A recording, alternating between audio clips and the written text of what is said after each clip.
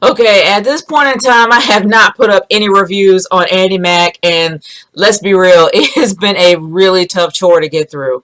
But this is another case of the double Mack, so I'm gonna get started with my review. Well, my dual review in my second, third double Mack attack.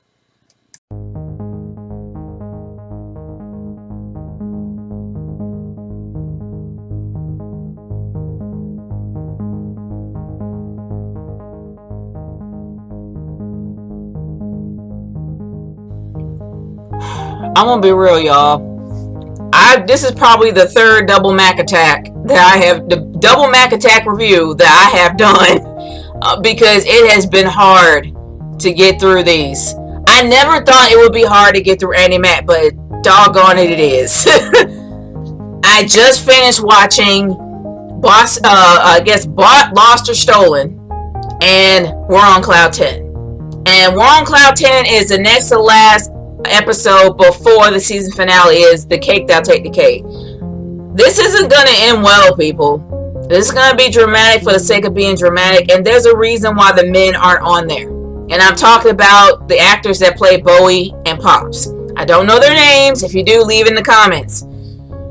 It's been 2 seasons and they're not on it. They're not on the actual credits at all. They're not on the opening credits. And I think it's for good reason. Pops is gone and he's not coming back. He won't be back for season 3. And if he does, it'll be towards the very end.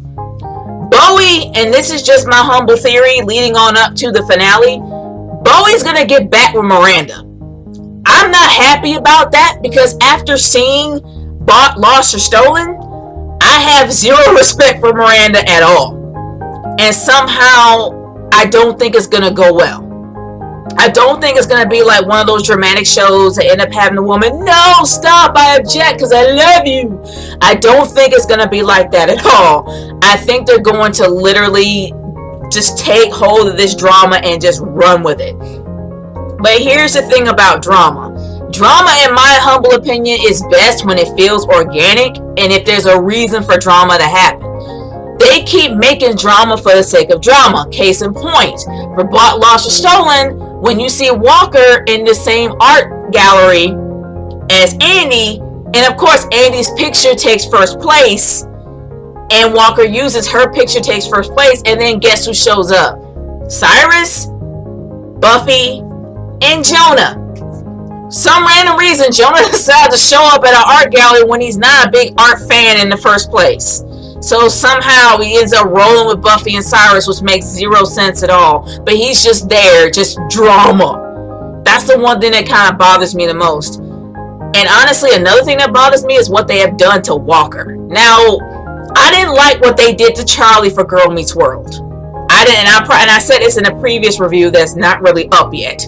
But I didn't like what they did with Charlie. I absolutely hated what they did with Charlie. They never gave Charlie a chance to be a suitable suitor for Riley. They just made him creepy just for the sake of making him creepy to make her so-called man look good. And it just didn't. It didn't work for me at all.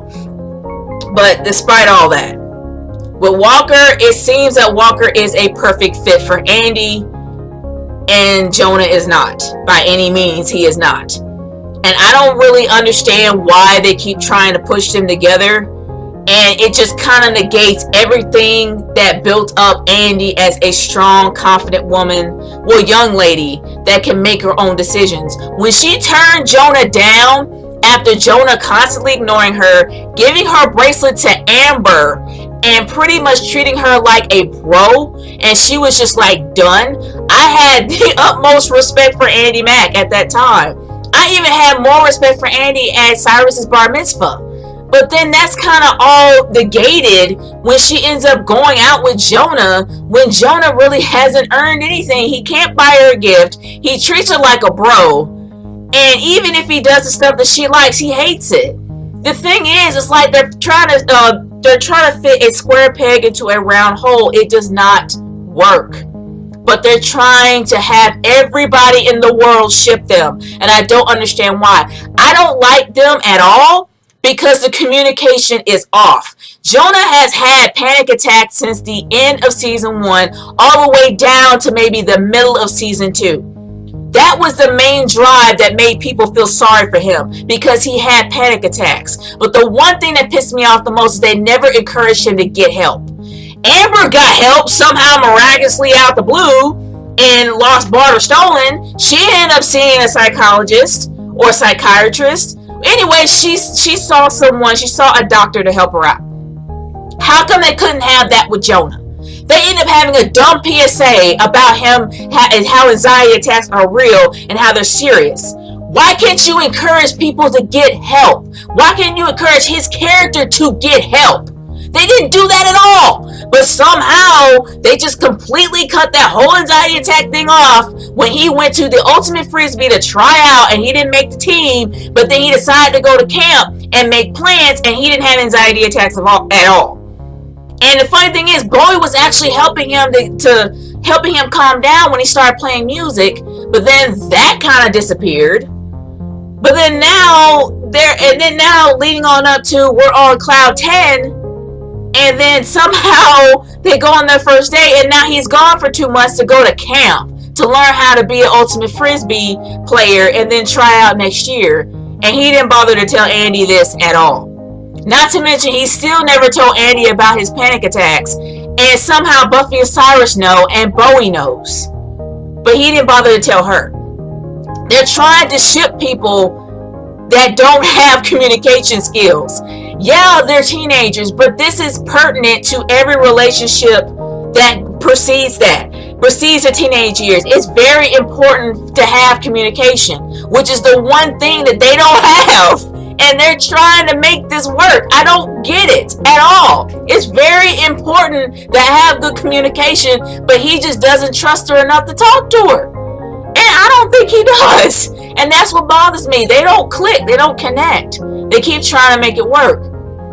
And leading on up to a ship that I absolutely adore, that I know that they're just going to ruin for me, is Bex and Bowie. I've been rooting for them since season 1, but somehow I do believe this whole thing's gonna come full circle. When Bex rejected Bowie at first, after Bowie tried to do everything, it's like the universe proposed. And it's funny to me how they don't mention the universe anymore. They just don't. I wouldn't be surprised if there's like some crew out there that got pissed off at that word and somehow they changed it around. But despite all that, at the beginning of season 1, he kept saying the universe wants us to be together, and then all of a sudden you have Bex that just kind of turned him down because she wasn't ready, and I don't blame her. She's just now being a mom. She has to take care of her own child. There's a lot of things that she has to do. She has to grow up. So that's kind of a difficult thing to be married when you ain't ready. But the funny thing is about We're on Cloud 10, I was happy that they had that moment to bond again, because they're just awesome together. And then he ended up saying that he loved her and she was completely knocked out. And I guess he felt bad that he didn't hear her. But something's telling me that he's going to hook back up with Miranda. After she's going through all this to try to plan a surprise proposal to him, when in my humble opinion, she just should have straight up told him, there's going to be Miranda and she's going to bring her bratty klepto kid. I just have a gut feeling that that's going to happen. Because this show does drama for the sake of drama. It's not natural. There's no reason for this drama to happen. It can be something happy, people. You would automatically assume that Disney, the brand of happiness, that the happiest place on earth, with Disney World and Walt Disney World, they go out of their way to make people feel good about themselves. You're going to have a show that has more downers than The Walking Dead. Well, not as many downers as The Walking Dead, but let's just be honest. The Walking Dead is dead when it comes to hope. But despite all that, I don't think it's going to go well. Mainly because the two gentlemen that play Bowie and Pops have not been on the opening credits since season 1. They're not going to be around for very long. Something's telling me that it's going to probably end with just Bex and Andi together. And maybe, as much as I really want to ship them and I want them to be a whole family, and I think that they should, because it will work. It's not going to be that way. And the one thing that pissed me off about what they did with Pops and how they wrote him off is that they're okay with Pops just leaving his wife behind just to go to Tibet because he's pissed that she invested some of her retirement money into her daughter. That's your kid, dude. I mean, I know that you want to go live in a yurt somewhere halfway across the damn world, but this is your daughter. She literally invested her retirement money into her child because she wants her child to be better. She sees her child being a mom for the first time in her life, a real mom to her kid, and she wants to invest in her. Somebody who is as strict and tight wadded or just completely A-type seriously, Cece is probably, she's more A-type than me. She has everything structured to the hilt.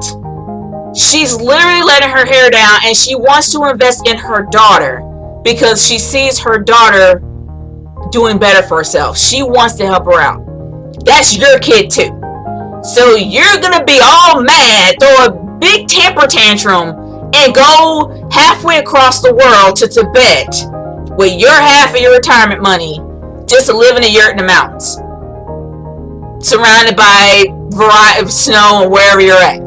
And I'm not saying that's how it is in Tibet. I'm just being facetious because I'm really pissed off about his character. But I am not insulting the country. But other than that, I will say this.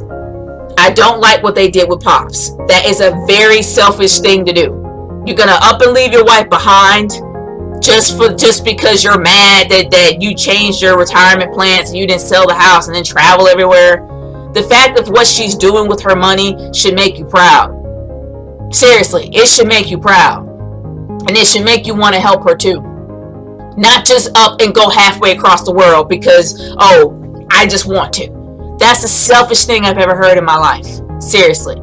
I don't like what they did to Pops, and it pissed me off. The same thing with Miranda. Well, what they did Miranda, at first, I was kind of happy they didn't make her the villain right away. But of course, they had to make her the villain because she is the other woman. But this time, instead of her being the villain, both her and her daughter are villains. And honestly,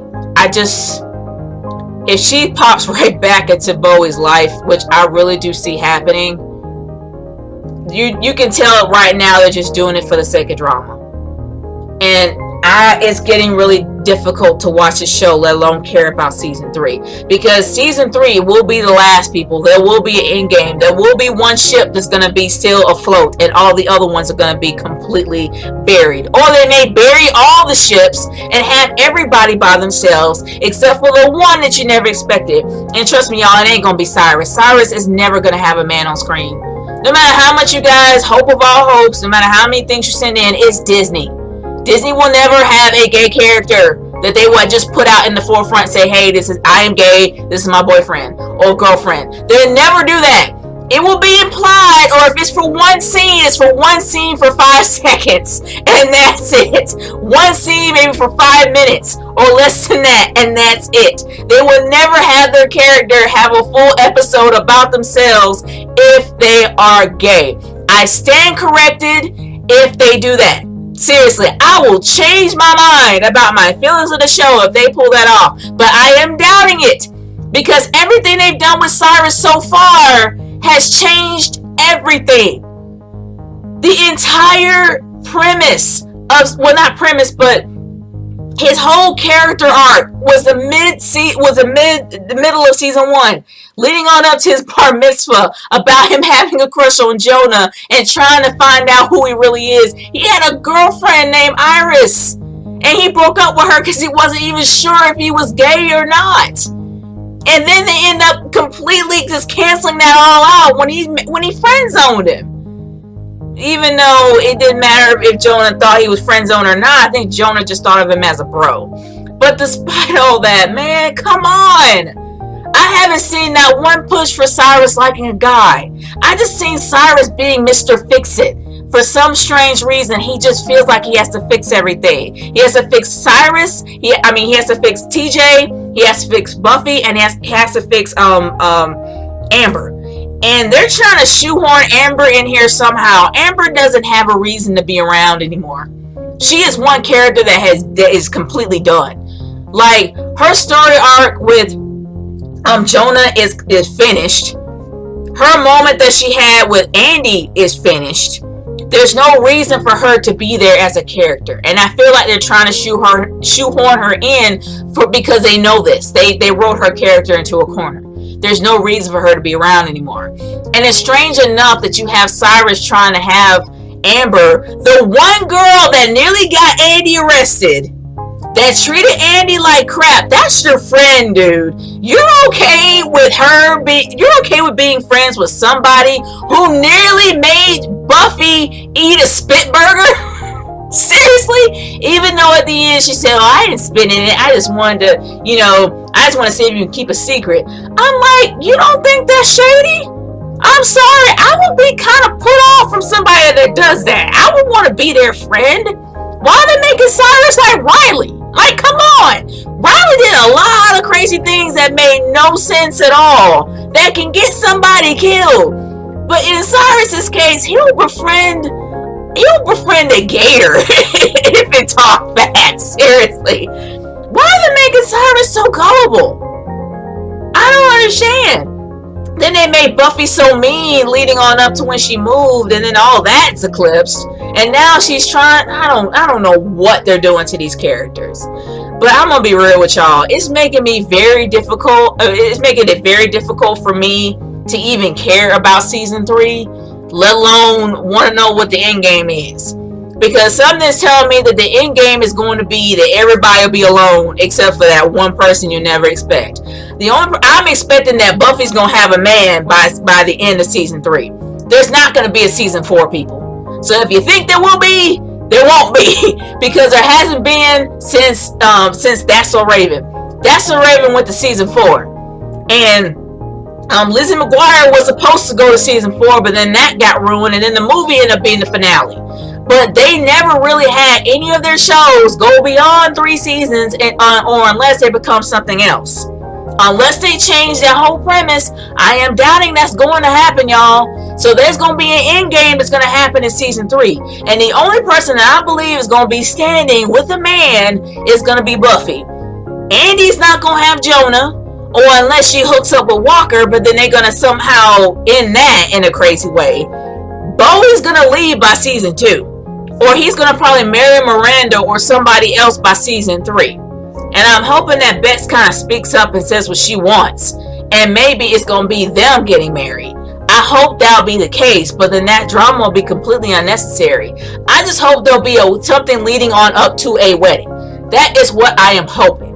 Seriously, but I am not seeing that happen. They don't really make their drama organic. They just shoehorn drama in. But y'all, this is probably the longest review I've ever had. It's more so of a rant. But my overall thoughts of both of these episodes are this. The only thing that I can say positively about both episodes is the growth of Bex. There's more growth in Bex than there is in any character on the show. And it's about Andi Mack. I don't see much growth in Andi Mack. I see growth, but then I see it go right back down the hill again. Like, the major growth that I've seen with Andi was that Andi rejected Jonah twice. But now she's with Jonah for some random reason. We didn't even see them get together that much. They're together. But before I appreciated her leading and, start making decisions for herself. But now we don't really see that anymore. But with Bex, it has been a consistent progression. We saw her pretty much as a slacker. Then she finally decided to be a mom once the secret was out. She got herself a job, started taking care of her kid. Then she got an apartment for them to move out of her parents' house and back into her own apartment to where she could take care of her child. And now she has her own business. And a possibility she could have a husband. Could be, I'm not seeing it happen. But then you see Bowie and Bex's relationship starting to progress. Not only as two people that had a kid, but as a mother and a father. I've seen more consistent progression with Bex than I have with any of the other characters on the show. And this show is about Andi Mack, but it's more about Bex. I think that's kind of flipped on its head. But the negatives, of course, is just the drama, the shoehorned in drama that's not organic and is just there just to get people to watch. The positive moves that they can make in some of these scenes, they choose to make it dramatic just to get people to stay tuned. But instead of making it how it's supposed to be made, because it looks like it's supposed to go in a positive direction, they make it negative just to get people to watch it. And that's the biggest issue that I have with this show. The biggest negative that I have with this show. But I will say that the consistent progression of Bex makes me more interested to watch what's going to happen to her than Andi Mack. But other than that, guys, those are my thoughts about these episodes. But I want to hear your thoughts. Leave in the comments below and let me know how you feel. I'm probably going to try to watch the finale, and we'll see where it goes from there. I don't think it's going to go in a great direction, but it should be interesting. But other than that, y'all, I'm done here, and I'll talk to y'all later. Peace out.